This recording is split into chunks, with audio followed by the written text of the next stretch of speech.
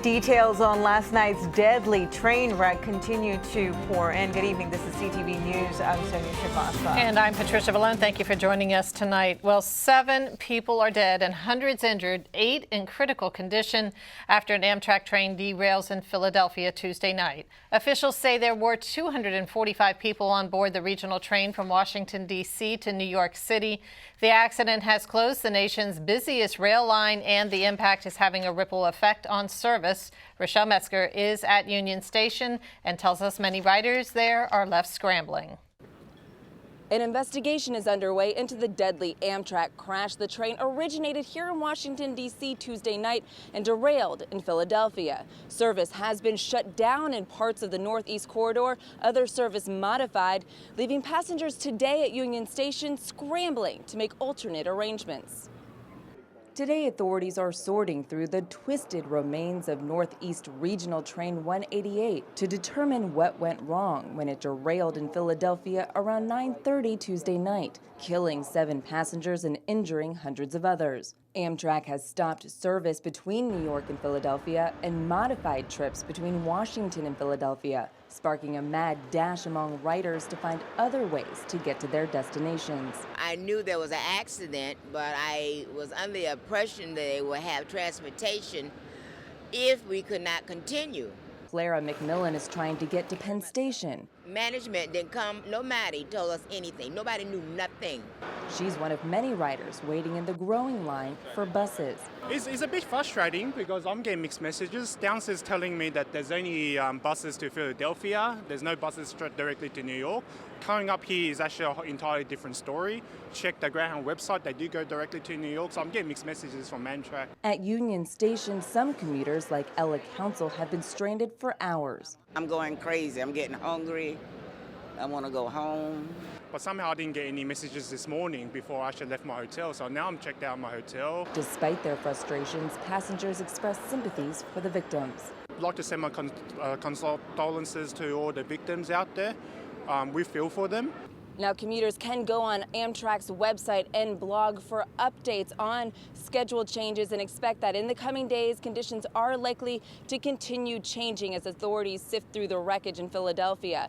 Meanwhile, Amtrak has set up an assistance center to help family and friends of crash victims. From Union Station, I'm Rochelle METZGER, CTV News. The NTSB is also bringing disaster assistance experts to help victims and families. Anyone looking for information on loved ones aboard Northeast Regional Train 188 can call the Amtrak Incident Hotline. That number is 1-800-523-9101. Well, a U.S. Naval Academy midshipman was among the 7 people killed in the deadly Amtrak derailment. Officials say 20-year-old Justin Zemser was on leave and was on the way home when the accident occurred. The data recorder was recovered from the crash site and is being examined to learn what may have caused the tragedy. Meantime, the mayor of Philadelphia says he has never seen anything like this before. Some passengers have not been accounted for, raising fears that the death toll could go up. That hospitals assigned personnel to our emergency operations center last night. That is a very tedious process dealing with individuals, many of whom obviously we have no idea who they are until they self-identify. We very well could have also had people who did not even check in with us. There's also the possibility that some people who were supposed to be on that train, as any of us always know, some people just miss their train or end up taking a different train or something like that. And more than 200 people have been treated at area hospitals there. Well, firefighters saved 2 small children from a burning home. The blaze happened around 3 this morning on North Inglewood Drive in Hyattsville. Barry Vincent, the owner of the home, says firefighters caused more damage than the actual fire. Now, according to Vincent, the blaze started in the kitchen and traveled to the bottom level of the house.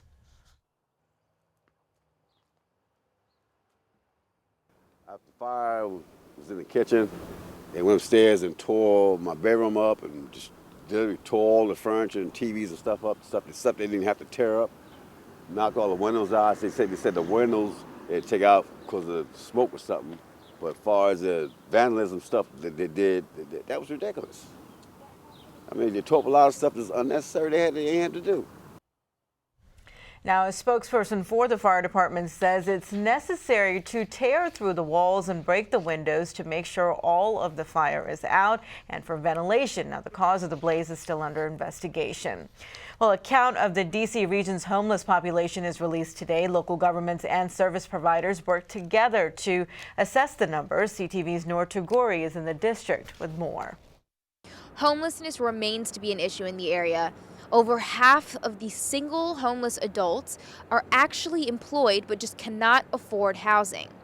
Today, the Washington Metropolitan Council of Governments released its annual count of the homeless population. Is that we are having some successes in placing persons who experience homelessness into permanent housing.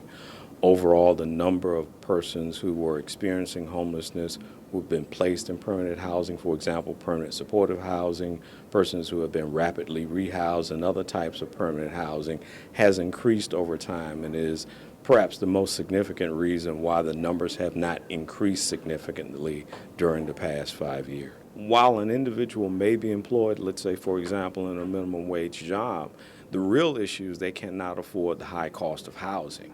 And so we need to create housing opportunities that are available to people at all income levels. Now, again, the director of the Coalition for the Homeless says that the ultimate solution is to provide affordable housing for people who are living on a minimum wage salary.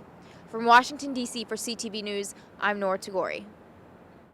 Now, you can find that full report that Nora was talking about at mwcog.org. And you are watching CTV News. I'm Sonia Shrivastava. And I'm Patricia Villone.